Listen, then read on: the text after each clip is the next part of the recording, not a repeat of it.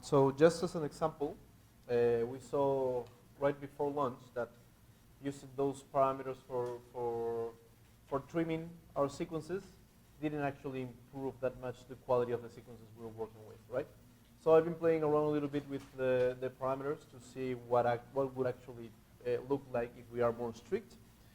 I went to one extreme where after cleaning up from the 1 million reads, I only got to keep 110, which is slightly, it's a bit on the low side. Now, using kind of an intermediate thresholds, using 25 average quality within 20 base pair windows and at least 80 base pairs of sequence to be left, we dropped from 1 million reads to 74,000 kept. That's a big drop, but still 74,000 is more than enough for what we need, for the coverage we need for the nova assembly. Yeah, and these are very high quality, and you can actually see the difference in the well, pretty much everything in the quality plots.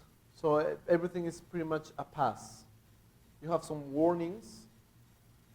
Sequence length distribution, well, of course, we have a lot in this area now.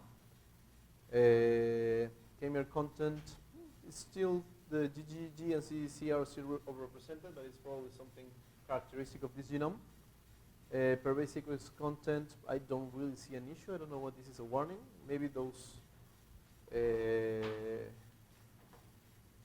regions here that have a different amount of AT and GC here, but other than that, everything looks good.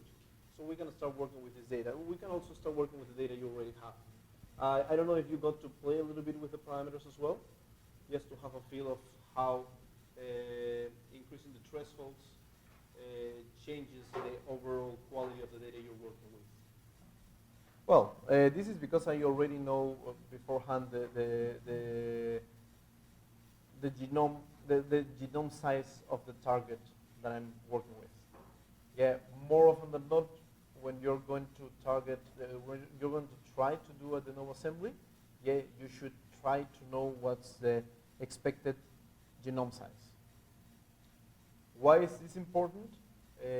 Because it lets you select the best approach to decide what sequencing to use, what assembly parameter to use, or what assembly algorithm to use. So all these details that we talked about before, yeah, they are decided based on the complexity of genome. And part of the complexity of genome is knowing at least what size you're aiming for. There are bioinformatic ways to actually estimate the genome size, but these are,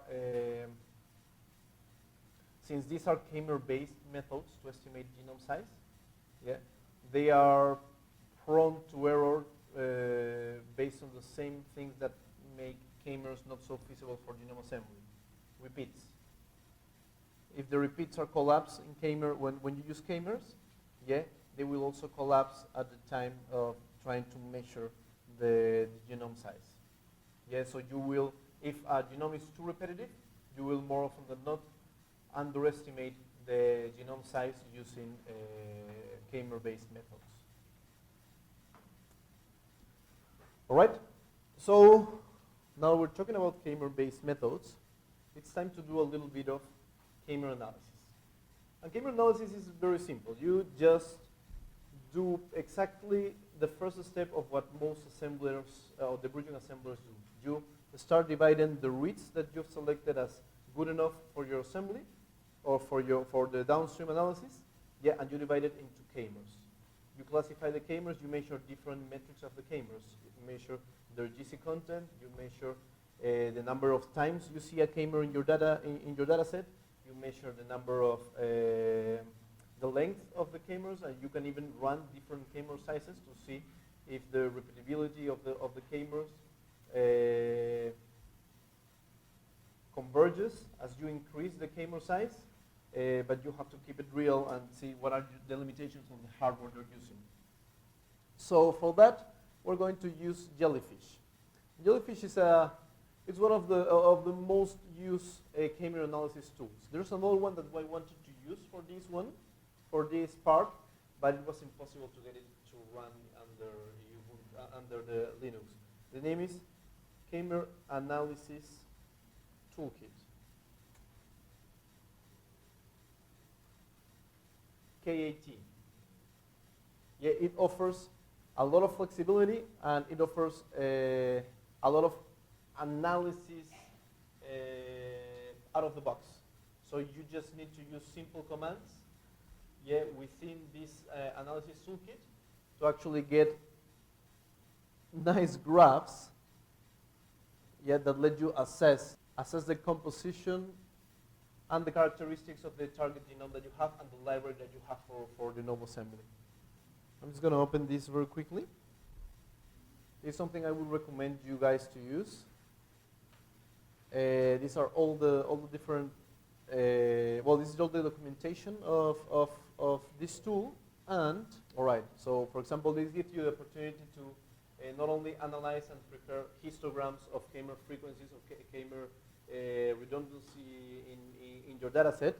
You can also do comparisons between only Kmer profiles of two different libraries. This is generally useful if you want to know if two libraries were done from the same individual, from the same species or not. Yeah, you can if you find differences in the Kmer composition between two libraries, it's more likely that because these are two different individuals. Now, these Kmer-based methods are also being used to try to infer phylogenetic relationships between samples without having to actually assemble them at all, or without having to align them at all, just based on the Kmer composition of the libraries that were sequenced for each of the organisms. So you can sequence several different kind of varieties or of a species, yeah, and without having to do anything else to the data, just clean it up. Yeah, you can run a Kmer analysis and you can reconstruct a phylogenetic tree without doing any kind of alignment, any kind of reconstruction of the genome, any kind of mapping, or so on. So this is the power of Kmer analysis. Now, for example, here you can compare two Illumina data sets just from the Kmer point of view. And this will give you, will tell you how alike they are. Yeah, this is a nice graph showing you.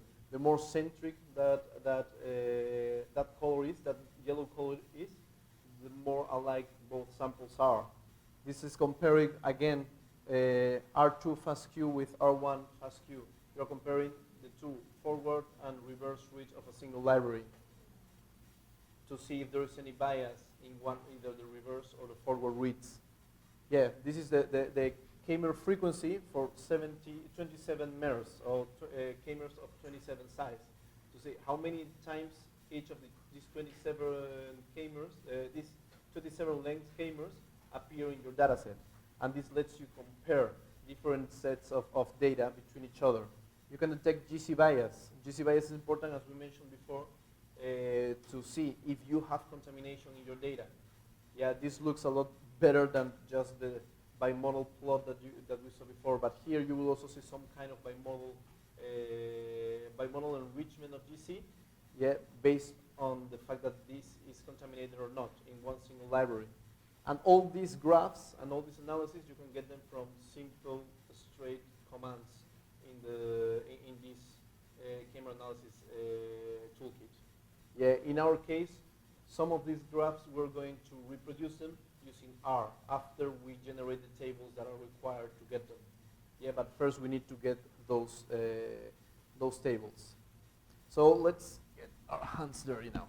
Well, you can take the time to walk through this the Kmer analysis toolkit. Yeah, and I seriously recommend it to present nice reports about the quality and the characteristics of the reference of the libraries that you're going to use for your genome assemblies. All right, let's go to Jellyfish. So we can read all this, but what we're going to do is let Jellyfish teach us how we are meant to use it.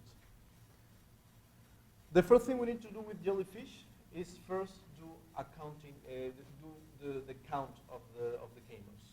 Generate a hash table. This is going to be a binary table. This is not going to be a text file as with other tools, yeah, because they are trying to save as much space in memory as possible. Because generating these tables for counting Kmers is very memory intensive. You require a lot of space. The bigger the Kmer you choose, the more space in memory you need to have. Why? Because for every base pairs you add 4 new combinations of all the previous combinations plus 4 new combinations for each of the nucleic acid of the nucleotides that appear in this new position. So it increases exponentially, very fast, the number of different Kmers that you have. So the best way to explain this again. If in one position you can have 4 options, in 2 positions you can have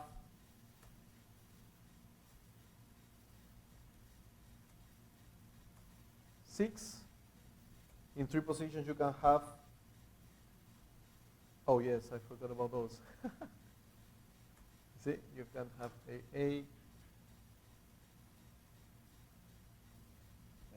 Well, you get the idea, right? Yeah. The more positions you have, the number of different Kmers that you can store increases exponentially. So when you select a big Kmer size, yeah, the number of positions that need to be, the number of slots that need to be reserved in memory, just to keep counting them, increases exponentially as well. Yeah, so you have to keep, you have to be realistic with the amount of hardware, of RAM that you have available on your computer. And since we're using our laptops, and most of our laptops don't have more than 16 gigs, we cannot just go crazy and ask for 50 or 60 base pair Kmers. So Jellyfish, we ask for your help, and it tells us that we need to use one of these commands. Either count, stat, histo, dump, merge, query site, qhisto, qdump, qmerge, and jf. At this point, we're going to start using count, if I remember correctly, is the one we should be using. That's the first step. Yeah, the first step is always to count. Yeah, and we want to save this counting, yeah, into a table. So let's do this. Jellyfish count, and since we want to know the options that are available for us, we do help. All right, what options we have available? First, the Kmer length. Yeah, this is, as I was telling you, what's going to determine how big your table is going to be. Yeah, if you select a number that is way too high, yeah, that means that you're asking the program to reserve a space for as many different Kmers, yeah, as combinations are possible for that Kmer length. Yeah, that could be very big. The size, this is the size of the size of the hash where you're going to store the data. If the size of the hash it's bigger than the memory you have available, you're going to kill your computer. If it's too small, yeah, every time the hash gets filled, it's going to dump it into disk, it's going to write into disk, and it's going to take longer because it's going to create a new hash, fill it, dump it. Create a new hash, fill it, and dump it. And at the end, when you finish filling, I don't know, maybe 1,000 different hashes, it's going to merge them all together into one single hash of counts. So it's overkill. You have to choose a right threshold. Threads, this is the same thing we mentioned before. The number of parallel threads that we want to be running. This will increase the speed of my analysis, but it will also increase the memory requirements, and will also increase well, decrease the number of CPUs available for all processes. Well, then the output, yeah, where we want to write the final count table. Minus C tells you if you want to count both strands for each Kmer. We usually do want to count both strands of each Kmer. Maximum number of reprobes, I'm not too sure what this means, but we can look it up here.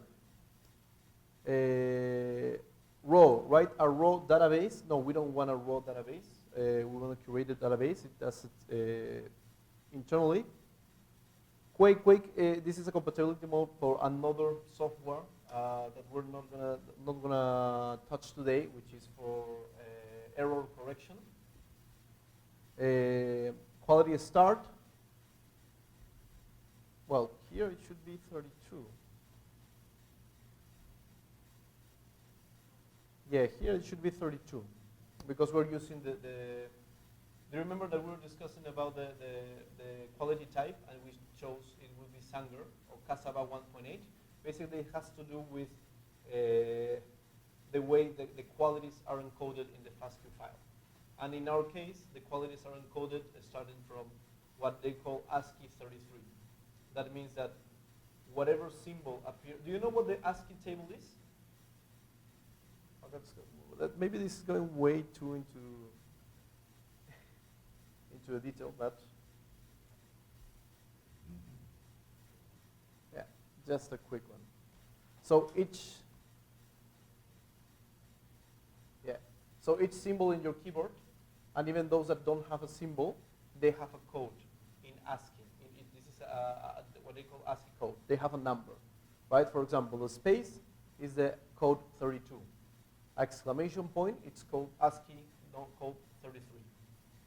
If you see before 33, all these ASCII codes, they have a meaning. We have saved a code for them, but they don't have a graphical representation in a text. Yeah, the tabulations, a new line, different control keys, etc. Yeah, they don't have a graphical representation. The graphical representations start with the exclamation point, yeah, and then move forward in that direction. So what they did is they said, all right, since we want to represent the quality value of nucleotides using just text, then let's use this code to represent that value. So whenever you see an exclamation point, yeah, in quality value, that means that that can be replaced by 33, right? But that doesn't mean that the quality is 33. It's just that this is the starting point. So basically what you do is you take the ASCII value, you